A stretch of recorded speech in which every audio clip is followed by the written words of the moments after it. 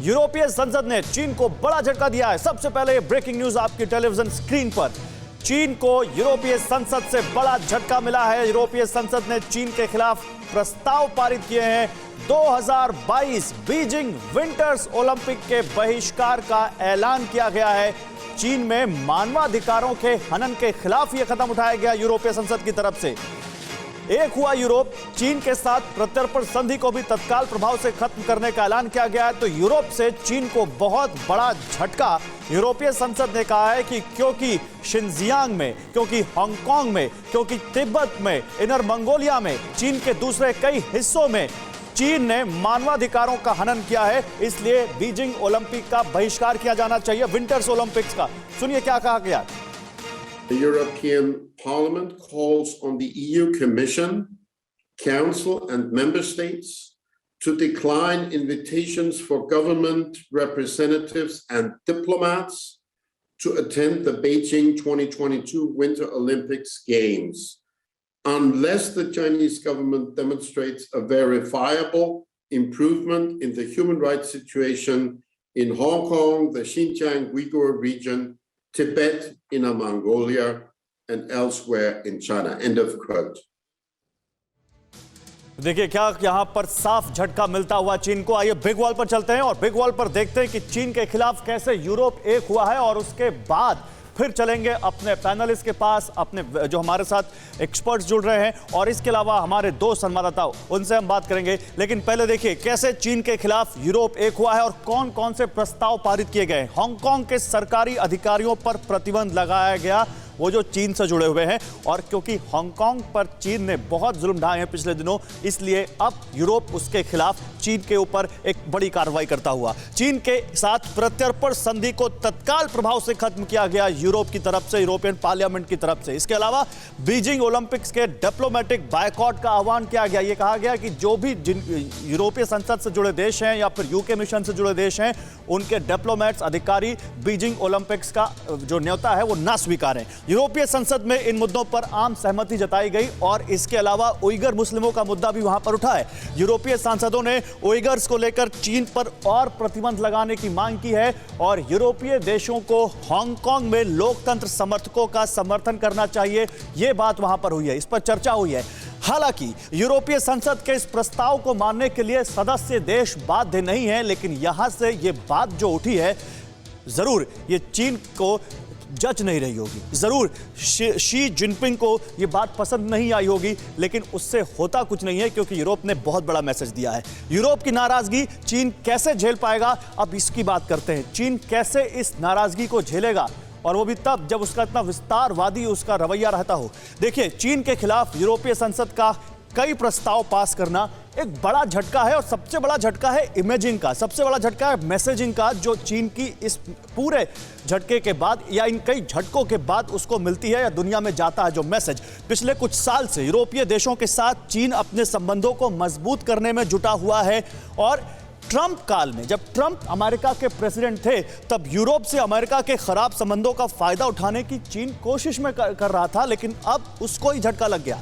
चीन की योजना यूरोप में अमेरिका की खाली हुई जगह को भरना है, लेकिन लगता नहीं कि अब वो होगा।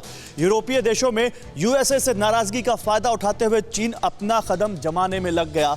चीन चाह रहा था कि यूरोप में अपनी पकड़ मजबूत बनाए, और इसके लिए उसने सीईसी कॉरपोरेशन की शुरुआत भी की थी, लेकिन उसका फायदा नहीं हुआ। सीईसी कॉरपोरेशन के जरिए चीन यूरोप के कई देशों को भारी भरकम कर्ज भी दे रहा है, खासकर वो देश जिनकी इकोनॉमी छोटी है, खासकर वो देश जो आजकल आर्थिक समस्या से गुजर रहे हैं। चीन की एक डेट ट्रैप डिप्लोमेसी है, जिसके तहत वो छोटे देशों को खूब कर्ज देता है और फिर उन पर कब्जा जमाने की कोशिश करता है। सवाल यह है कि क्या यूरोपियन पार्लियामेंट के इस मैसेज के बाद चीन को समझ में आएगा कि वो क्या गलत कर रहा है, और सवाल यह है कि इसको कैसे देखें। देखिए इस पर बात करने के लिए मेरे साथ कौन कौन से मेहमान हैं, मैं आपको ये बताता हूं। मेरे साथ इस पर बात करने के लिए इस वक्त आप देख सकते हैं कर्नल RSN सिंह साहब इस वक्त हमारे साथ हैं, डिफेंस एक्सपर्ट। सर बहुत स्वागत है आपका। अशोक सज्जनहार साहब हैं, फॉर्मर डिप्लोमेट। सर बहुत स्वागत है आपका भी। दीपक आचार्य हैं, वायरोलॉजिस्ट हैं, और चीन ने कुछ ऐसा भी किया है, अमेरिका ने कुछ ऐसा किया है जिसमें आज इनकी एक्सपर्टीज की हमें जरूरत पड़ेगी। आपका भी स्वागत है दीपक।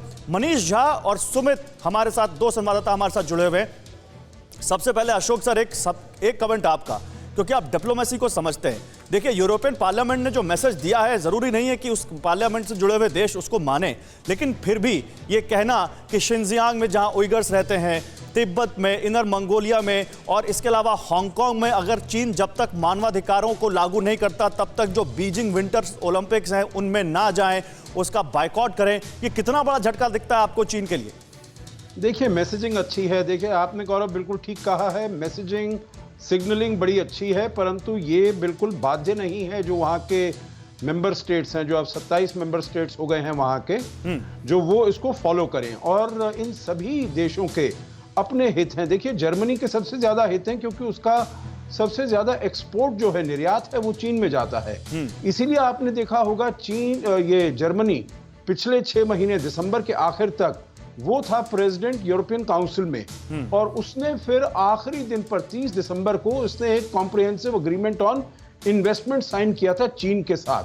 हालांकि जो बाइडेन की जो सरकार अभी आने वाली थी, जो बाइडेन ने कहा था जो आप इस अग्रीमेंट को अभी साइन मत करिए, हम जब आ जाते हैं आपसे बातचीत करके फिर एक साझा उनके साथ वो करेंगे जो कैसे चीन के साथ निपटा जाए। उसके बाद हम देख रहे हैं जो अभी आपने देखा होगा 5 जुलाई को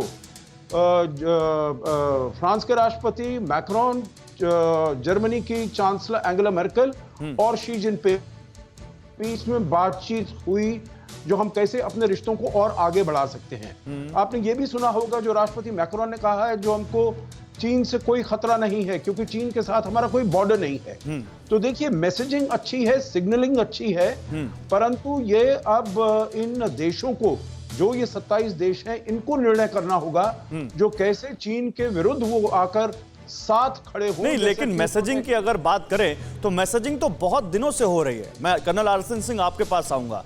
हम केवल इसी यूरोपियन पार्लियामेंट को क्यों देखें, हम क्वाड को क्यों ना देखें? एक बहुत बड़ा मैसेज गया इन 4 देशों से कि भाई देखो, अमेरिका, जापान, ऑस्ट्रेलिया और इंडिया साथ आ रहे हैं ताकि चाइना का जो ये विस्तारवादी रवैया है, जो उसके खिलाफ हम यहाँ पर एकजुट हो रहे हैं, दुनिया के 4 बड़े देश। यूरोपियन पार्लियामेंट अलग से मैसेजिंग कर रहा है, वो भी तब जब यूरोपियन यूनियन से अपने रिश्ते सुधारने की कोशिश कर रहा हो और अच्छे करने की कोशिश कर रहा हो चीन। तो इन मैसेजिंग का फर्क पड़ता है क्या? इन मैसेजिंग से क्या उस देश पर जिसके खिलाफ ये मैसेजिंग हो रही है कुछ प्रेशर बिल्ड होता है?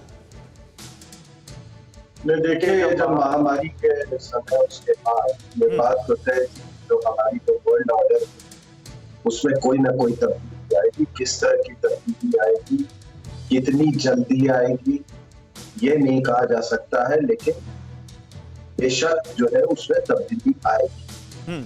और दूसरी सबसे अहम बात है कि जो मेरी अपनी राय है कि दुनिया में चाहे वो यूरोपीय देश हो या अमेरिका हो या बाकी तमाम देश हो, इसमें कहीं शक की गुंजाइश नहीं है उनके मन में कि ये एक जैविक युद्ध था। मेरी बात मान लीजिए, उनको कहीं शक की गुंजाइश नहीं है, लेकिन वो अधिकृत तौर पे इसको नहीं मान सकते हैं क्योंकि जैसे ही आपने उसको माना तो आपको भाई आप कार्रवाई करने के लिए आप विमर्श आपको होना होगा, आपकी जनता आपको विमर्श कर देगी। लेकिन जैसा एम्बेसडर साहब ने कहा कि रिश्ते इतने जटिल हो गए हैं, आर्थिक रिश्ते, जब से ये ग्लोबल इकोनॉमी के साथ चाइना ने इंटीग्रेट किया कि उसको बिल्कुल एक तरफ एक चोट पे उसको आप अलग नहीं हो सकते। तो वो संभव नहीं है। लेकिन इस बीच में जो ये मैसेजिंग जो है ये अपने आप में एक बहुत ठीक है। आपकी आवाज कुछ फंस के आ रही है सर। मैं पीसीआर से कहूंगा कि आपकी आवाज भी सही करें इस बीच, क्योंकि ज्यादा क्लियर होगी तो ज्यादा हमारे व्यूअर्स तक पहुंचेगी। अड़ी सोमवार से शुक्रवार शाम 6 बजे सिर्फ TV9 भारतवर्ष पर।